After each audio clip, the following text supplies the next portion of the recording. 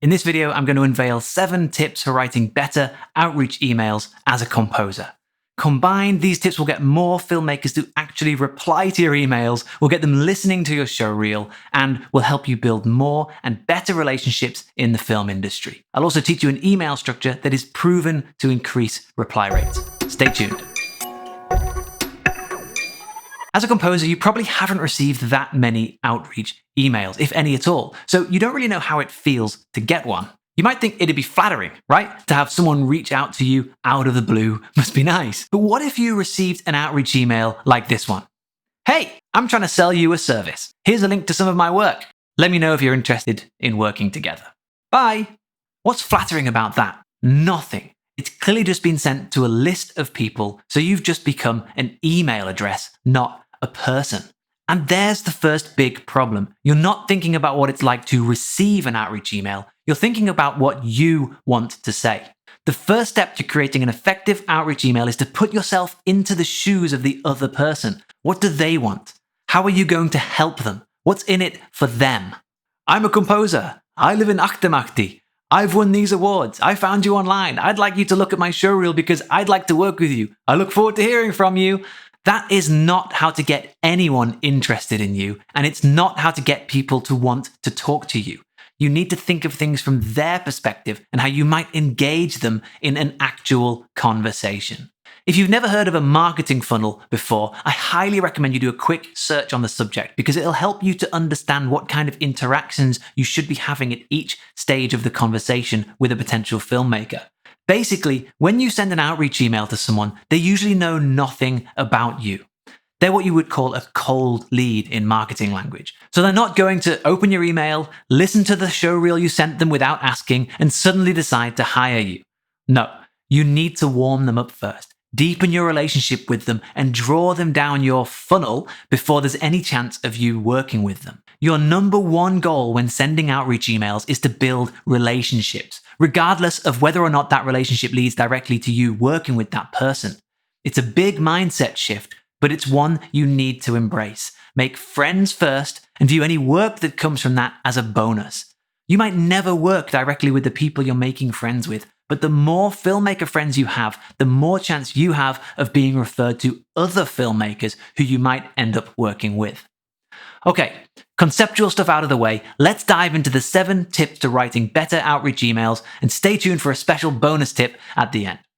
Number 1, lay the groundwork first. Before you start firing outreach emails to any poor, unsuspecting filmmaker you can find online, begin by warming them up a little. Remember, when you send an outreach email, you're emailing a cold lead. Doing little legwork beforehand can help get that cold lead to actually open your email in the first place. What legwork am I talking about? Well, basically, try and interact with them beforehand. The easiest way is by finding and following them on social media via their professional pages, by the way, not their personal accounts. Don't go adding strangers on Facebook. That's just irritating. Hey brah, want to be friends so I can invite you to like my Facebook fan page without ever introducing myself to you? Follow their pages or projects, comment on a few of their posts, and you'll massively increase the chance of them reading and replying to your email. Number 2, find a good reason. I can spot a template email that's meant to look personalized a mile off, usually because there's no real reason for the person to be contacting me. They say things like, I found your content online, or I was checking out your tracks, or I found you on Instagram. I mean, great work, Sherlock. It's not hard to find a real reason to reach out to someone if you already followed tip number 1 and started following their social media channels.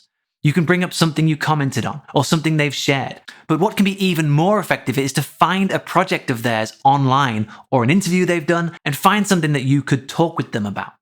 Compare these two. Hi, I found some of your videos on Instagram. Cool stuff. I'm a composer and wondered if you'd be interested in working together. Here's my showreel. Or, hi Cindy, I just saw an interview that you did on YouTube about your last project, The Thing. You briefly mentioned something about how much thought you put into the sound design, but the interviewer quickly moved on to another topic. I checked out the movie and there were some really interesting things you did to add suspense with the sound. How did you and the sound designer come up with those effects? Can you see how the second one is not only trying to start an actual conversation, but it shows how interested we are in them, not just in what they can do for us? Does it take more time and a bit of research? Yeah, of course it does. But becoming a film composer is all about building relationships. Relationships take effort. If you can't be bothered to spend 5 or 10 minutes researching someone before you reach out to them, then you're going to have a hard time building any long-lasting connections. By all means, use a template. In fact, I encourage it, as long as you make sure that there's loads of room for personalization. Your template should be more of a structure than a copy and paste job. More on templates coming up, including the structure I recommend using, so keep watching. Number 3, one goal to rule them all. Have you ever been so overwhelmed by decisions that you just gave up? Come on, be honest. We've all been staring blankly at a list of plugin presets before just closing the menu and starting from scratch, right? Well, the same can happen with your emails if you try to achieve too much at once. If you ask too many questions, try to get people to do too many things, share too much information, then most people are just going to ignore you. Because they either can't figure out what they're meant to do or can't decide what they're meant to do. Send your emails with only one clear goal per email. For your initial outreach email, I'd suggest that the goal is to engage them in conversation. Ask them one specific question that they can't resist replying to. If you're signed up to the soundtrack.academy newsletter, you'll know that I practice what I preach, one thing per email. If you're not signed up to the soundtrack.academy newsletter, why not? I'll link to the sign up page in the description. Number 5, keep it short and simple. One of the real tricks of a good outreach email is to include everything you need to say in the shortest, clearest, most concise package that you can. In fact, that's just good writing and editing in general. Although a lot of words can make it look like you've put more effort in, it actually just becomes a lot for someone to read. So most of the time, they just won't. And using less words is harder than you think. I mean, look at my example from before. That's a lot of words. Let's see if we can edit it a bit. First up is to see if anything can be rephrased to use less words. So, an interview that you did can simply become your interview. And I'm pretty sure I don't need to remind her that the thing is her project, so scrap that too. You get the idea. Then you need to remove any fluff words, words that don't really add anything to the message. We tend to use a lot more adjectives than we need to, so that's a good starting point. Let's take out all of those. We can cut out briefly, something about, quickly, really, and with the sound. Hi Cindy, I just saw your interview on YouTube about the thing. You mentioned how much thought went into the sound design, but the interviewer moved on to another topic. I checked out the movie and there were some interesting things you did to add suspense. How did you and the sound designer come up with those effects? And now we have a clearer, more concise message. Number 4, use the AIDA structure. There's a couple of formulas you can use to structure your emails in a way that keeps them short too. My favorite is the AIDA formula. AIDA stands for attention, interest, desire, action. It often applies to those marketing funnels that I mentioned earlier, but we can use it to structure our emails too. Open with something that draws attention, your reason for reaching out. Hey Charles, I saw your latest post on Instagram teasing a clip from your latest project. Once you've got their attention, you want to pique their interest in what you have to say. Most people are more interested in themselves than they are in you. And that's not me being critical of others, it's just a fact. So lead with something about them. I've no idea how you did it, but that cut between the first and second shot was so cool. So now they're interested in what you have to say, the next step is to get them to desire to engage with you. You want them to want to talk to you. One trick is to try and guess something about them. If you guess correctly, they'll be amazed at your insight, and if you guess incorrectly, they'll leap at the opportunity to correct you. So it's win-win. Except it should go without saying that you need to guess on impersonal things. The last thing you want to do is offend or upset someone in your message to them.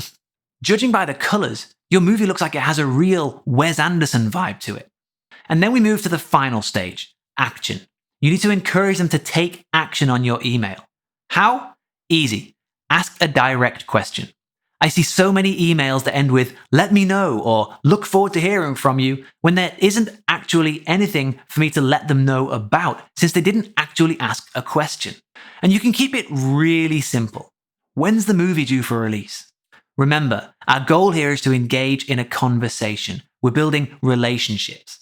Tip number 6, ask first. This is a big one, possibly the most frustrating mistake that I see so many composers make. Never, Under any circumstance, send your showreel to a filmmaker without first asking if they actually want to see it. I cannot reiterate enough that your main focus here is to be building relationships. If you try to start a relationship by asking the other person to do something for you, in this case, to check out your showreel, you're positioning yourself as a taker, not a giver. Only after you've engaged them in conversation should you bring up the fact that you're a composer. And only after they've shown interest in the fact that you're a composer should you ask if they'd like to check out your showreel. And only after they've said yes should you send them your showreel. It's like dating. You have to work up to things. Sending a showreel in your first email is like sending a dick pic in your first Tinder message. There's one exception though, and it's in our final tip. Tip number 7. Optimize your signature. Your email signature helps you to appear more professional and helps people learn a little more about you if they choose to. That's the important part. It's their choice, not you begging. In all of the tips and examples I've given, you'll notice the fact you're a composer is never mentioned. But you don't want to mislead people. So making it clear in your email signature that you're a composer is important. Keep your signature simple with your name, however you describe yourself as a composer, and the best link for them to visit to find out more about you. Just one link. Don't link to all your various social media channels, SoundCloud, website, etc. You want to get into the habit of having one place where you direct everyone. By including that info in your signature and by not trying to shove your showreel down a filmmaker's throat, you might even find you get replies like this. Hey, thanks for your email. You're right, that shot took some serious planning. Your signature says you're a composer. Where can I hear your work? Imagine that, a filmmaker asking to hear your music. Okay, time for your bonus tip, following up. There's conflicting advice on this, and I've personally given mixed advice on following up as well. But the most recent thinking seems to be that following up more than once can do more harm than good. People used to say to just keep following up every week until you get replied to, blocked, or shouted at. But that's not a great way to form a good relationship. I recommend sending one follow-up email a week or two after your first one, politely asking if they received your email and that you'd still love to chat with them. After that, the only reason you should send another follow-up is if you have something else to talk about and if some time has passed. Say, for example, 6 months later, you stumble across a new thing they've done, a new reason to reach out. Then you can send another email, starting fresh. Don't make them feel bad for not replying to your first email. In fact, don't even mention it. Except in your intro, you could say, "Hi again, Chris." The again is enough to show that you know you've emailed them before, stopping you from looking like a spammer, but it doesn't make a big deal about the fact that they didn't reply the last time. So there you have it. 7 tips plus a bonus tip on writing better outreach emails.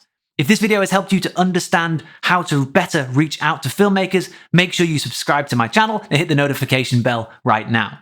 And if you want to learn even more about film music composition, production, and the industry, then visit soundtrack.academy. That's where I share my best film scoring content. And now I want to turn it over to you. Which tip from this video was a light bulb moment for you? Leave a comment below to let me know.